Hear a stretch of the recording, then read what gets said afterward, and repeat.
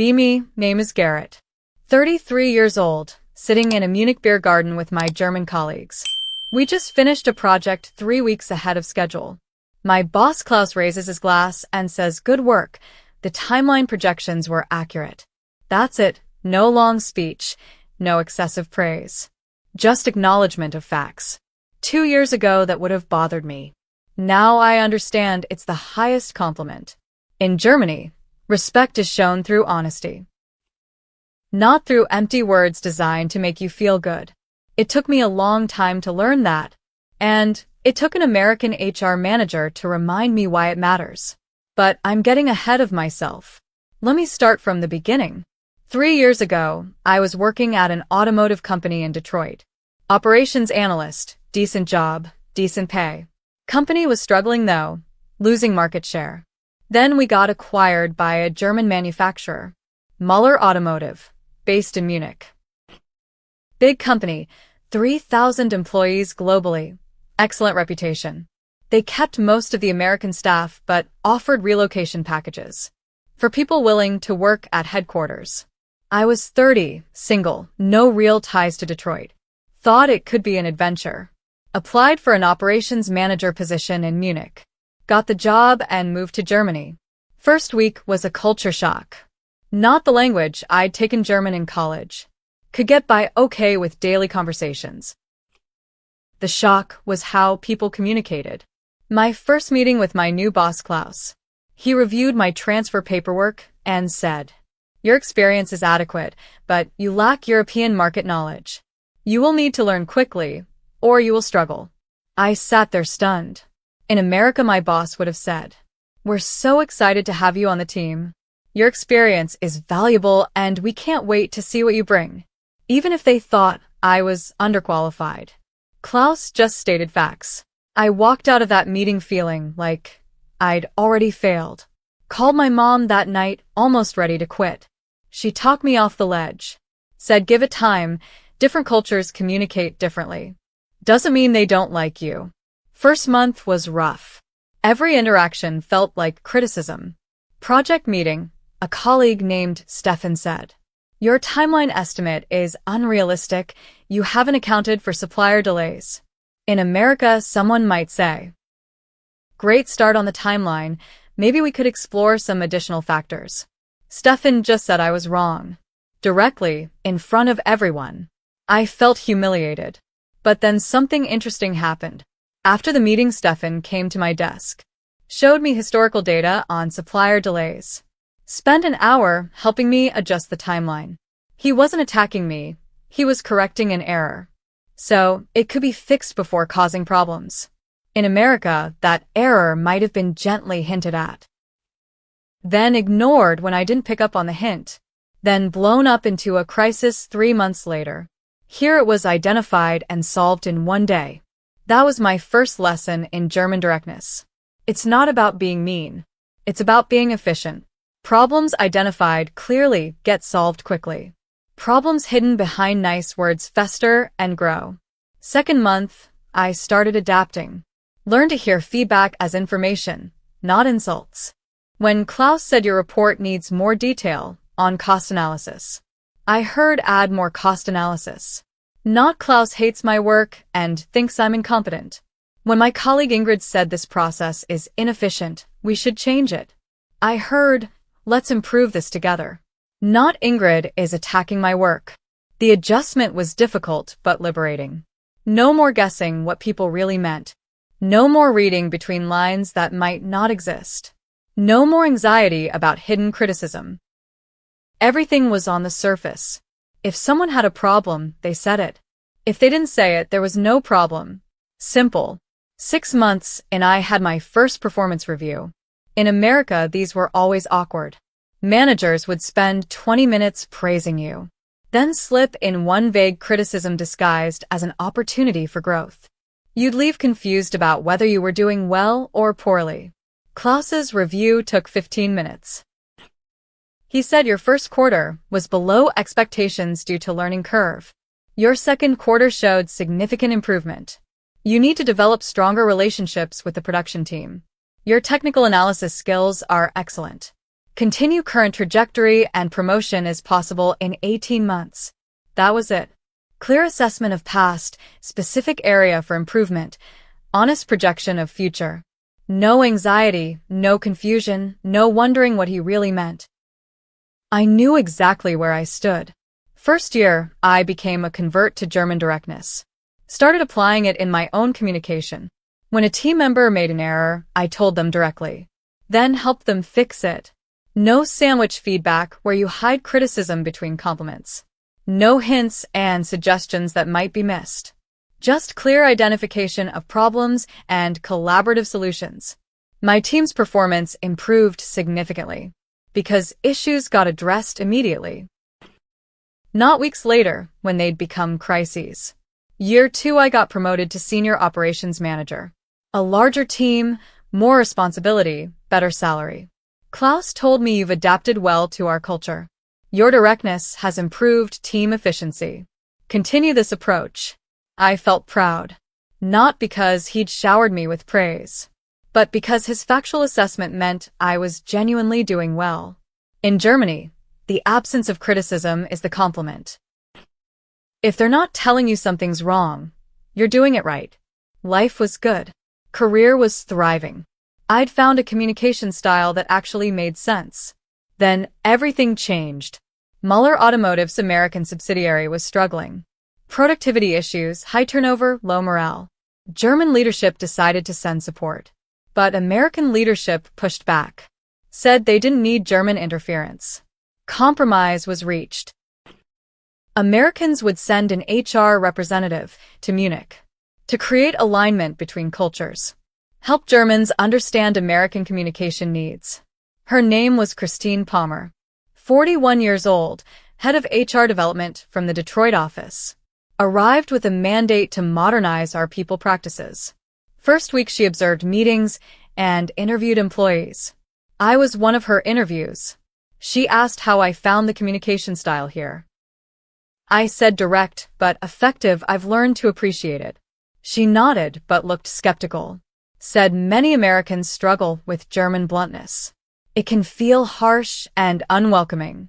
I said it felt that way at first, but now I prefer it. She wrote something down and moved on. I got a bad feeling about where this was heading.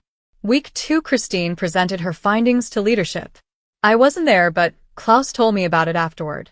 She said the Munich office had a feedback problem.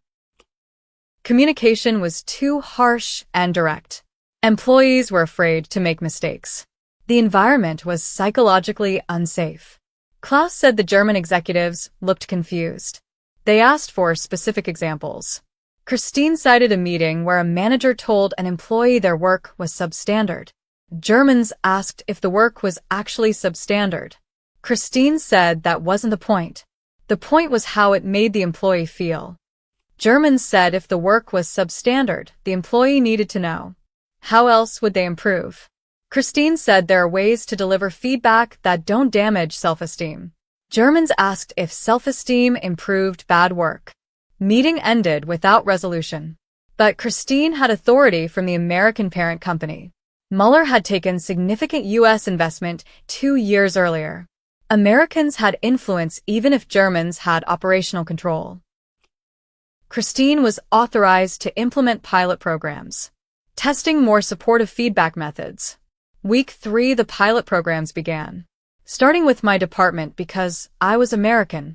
Thought I'd be sympathetic to the changes. Christine introduced new feedback guidelines.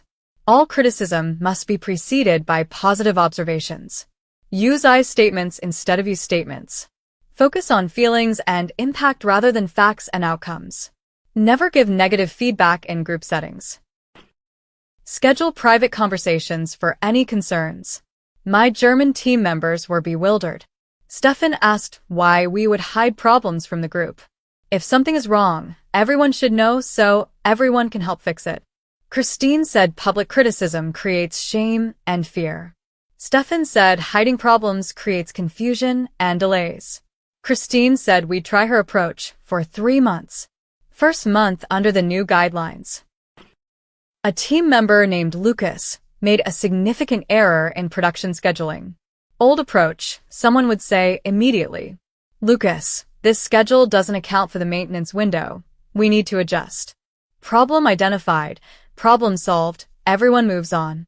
New approach. Nobody could say anything in the meeting. Had to schedule a private conversation. I pulled Lucas aside after the meeting. Tried to follow Christine's guidelines. Started with positives about his general performance. Then carefully introduced the scheduling concern. Used I statements about how the error made me feel.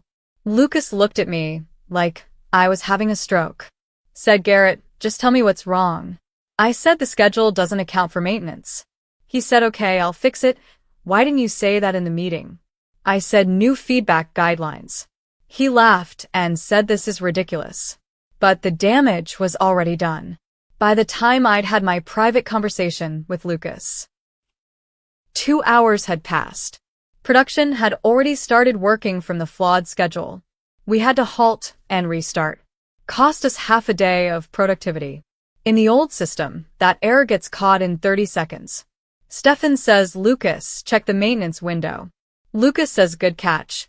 Fixes it immediately. Meeting continues, no drama, no delay. The new kindness cost us real money. Second month, things got worse. Christine mandated positive feedback ratios.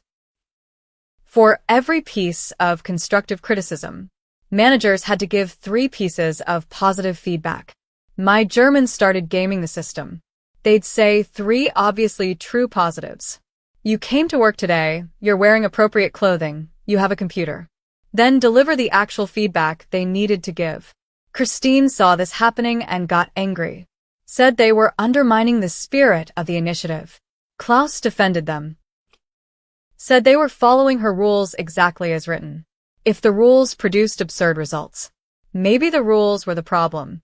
Christine said the problem was cultural resistance. Germans needed to embrace more supportive communication. Klaus said Germans had built one of the strongest economies in Europe, with direct communication for generations. Perhaps Americans could learn from that, instead of assuming their way was superior. Tension between Christine and German leadership grew. Meanwhile, actual problems were piling up. Third month was disaster. A quality control issue emerged in one of our production lines. Parts were slightly out of specification. Not enough to be obvious, but enough to cause problems downstream. In the old system, the QC team member would announce it immediately. But production stops, issue gets investigated, root cause identified. Might lose a day, but problem solved. Under Christine's guidelines, the QC team member was afraid to call out the issue publicly. Might hurt the production team's feelings. Scheduled a private meeting with the production supervisor. But the supervisor was busy with other private feedback meetings. Meeting got pushed back a day. By the time the issue was formally raised, 3 days of defective parts had been produced. Cost us 400,000 euros to recall and replace. Not to mention damaged client relationships. Christine tried to blame the QC team member. Said she should have escalated more urgently. Klaus exploded. Said she tried to escalate through your system. Your system created delays that cost us nearly 500,000 euros. If she could have simply said in the morning meeting, we have a specification problem on line 3. This would have been solved in hours, not days. Christine said she was sorry about the outcome. But the principle of supportive feedback was still important. Klaus asked if principals paid for recalled parts. Relationship between Christine and German leadership collapsed after that. But she still had backing from American parent company. They were committed to the Cultural Alignment Initiative. Said Germans needed to adapt to global standards. Germans pointed out their standards produced better results. Americans said results weren't everything. Employee well-being mattered too. Germans asked how employee well-being was served by chaos and recalls. No answer. Month 4, Christine expanded the program. Despite the opposition. Now all departments had to follow the new guidelines. Positive feedback ratios, private criticism only I statements. German employees were demoralized. Not because of harsh feedback.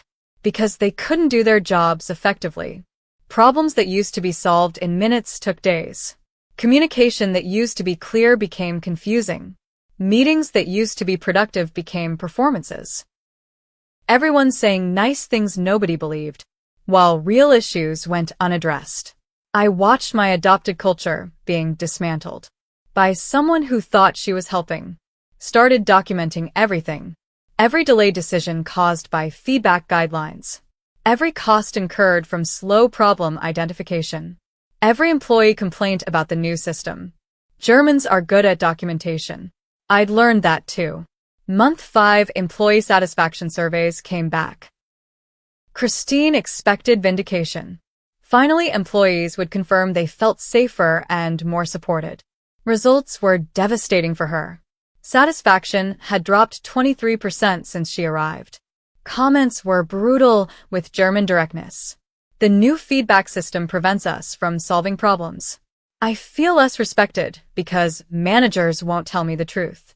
Hiding criticism doesn't make it disappear, it makes it confusing. I preferred knowing exactly where I stood. Now I have no idea if I'm doing well or poorly. Christine dismissed the results. Said Germans didn't know what was good for them.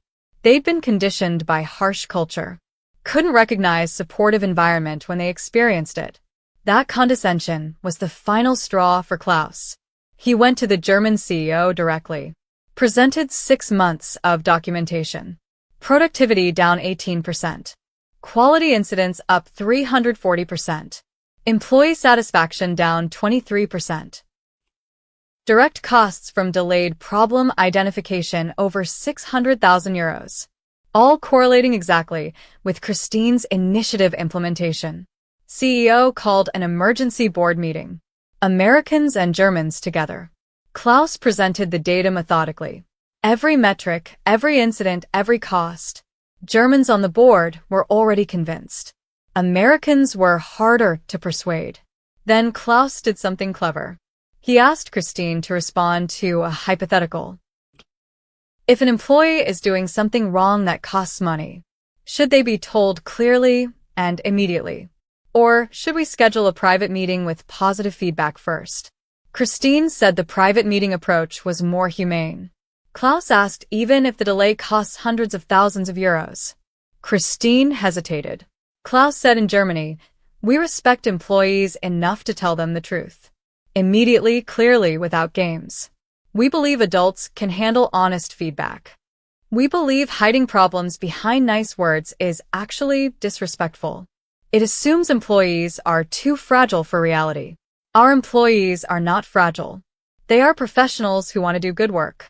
Good work requires honest information. Your approach denies them that information. It treats them like children who need protection. That is not respect, that is condescension." The room was silent. American board members looked uncomfortable. They'd sent Christine to help. Instead, she'd caused over $500,000 in damages and made employees less happy, not more. Board voted to end the Cultural Alignment Initiative. Christine was recalled to Detroit. German communication practices were restored immediately. Month 7 recovery began. First team meeting back under old rules. Stefan identified a scheduling conflict in the first 5 minutes. Said directly, "This timeline overlaps with the system upgrade. We need to adjust." No sandwich feedback, no private meeting, no I statements. Just clear identification of a problem. Everyone adjusted their plans immediately.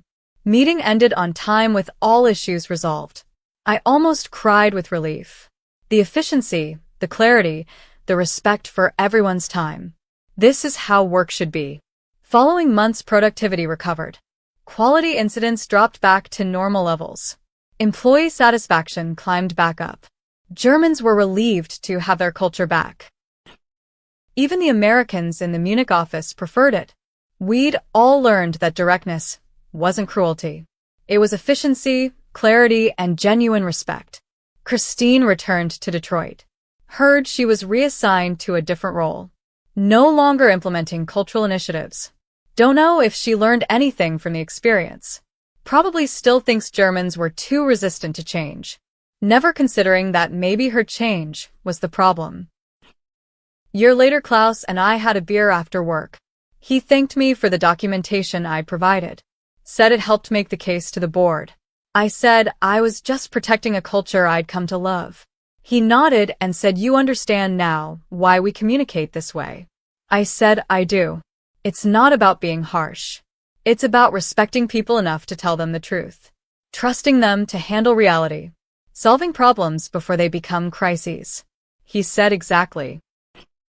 Americans think kindness means protecting people from discomfort. Germans think kindness means giving people information they need, even if that information is uncomfortable."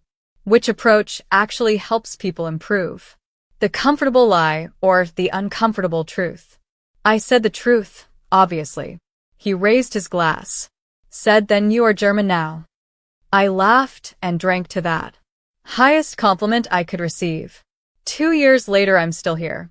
Senior director now, larger team, significant responsibility.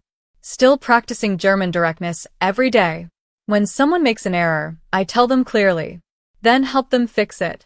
When someone does good work, I acknowledge it simply. No excessive praise that means nothing. Just honest recognition. My American friends back home don't understand. They hear my stories and think my workplace sounds harsh.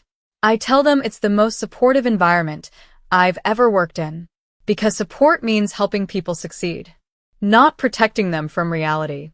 Reality exists whether you acknowledge it or not. Better to face it clearly than stumble through fog. My girlfriend is German. We're talking about marriage. She appreciates that I communicate directly now. Says American men she dated before were confusing. Would hint at problems instead of stating them. Would say things were fine when they weren't. She never knew where she stood. With me, she always knows. If something's wrong, I say it. If everything's good, I don't pretend there are problems. Simple, clear, honest. That's what real respect looks like. Anyway, that's the story of how an American feminist HR manager came to Germany to teach us about supportive communication. Implemented feedback guidelines that prevented honest conversation. Watched productivity crash and quality incidents multiply. Cost the company over 600,000 euros in 6 months. Made employees less satisfied while trying to make them feel safe. And learned that protecting people from uncomfortable truths just creates bigger, more expensive problems. German directness isn't harsh. It's efficient. Problems stated clearly get solved quickly. Problems hidden behind nice words fester and explode. The most caring thing you can do for someone is tell them what they need to hear, not what they want to hear. That's real support, not the fake kindness that lets people fail while pretending everything is fine. Christine thought she was bringing enlightenment, but she was bringing chaos. Thought Germans needed to learn American softness, but Americans needed to learn German clarity. The best workplaces aren't the ones where everyone feels comfortable. They're the ones where everyone knows the truth. Comfort is nice, but truth is necessary. And when you have to choose truth every time.